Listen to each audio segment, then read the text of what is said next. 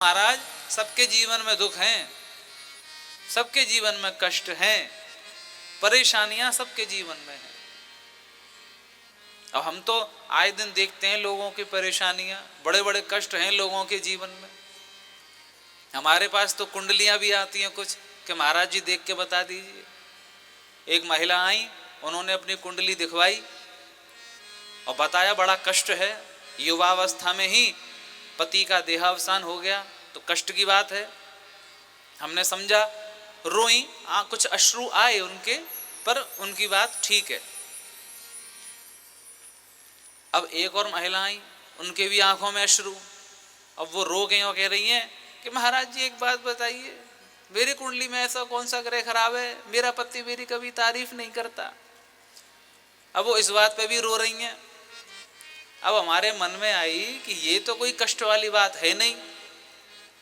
एक महिला इस बात पर रो रही है कि पति पीटता है, एक इस बात पर रो रही है कि पति चिल्लाता है, और एक इस बात पर रो रही है कि महाराज जी इनकी टोन खराब है। अब भैया ये टोन कैसे सही हो?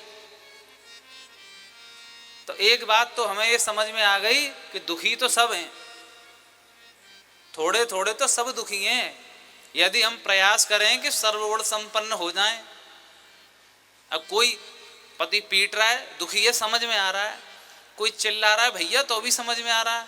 अब एक देवी कह रही है इनकी टोन खराब है, इनकी टोन सही करा। तो हम तो यूँ कह रहे हैं, देवी जो पहले के दो देख करके आए हैं हम, उनके मुकाबले तो ये देवता हैं, पर उनके लिए तो नहीं है देवता, उनके मन में तो उसी से पीड़ा है।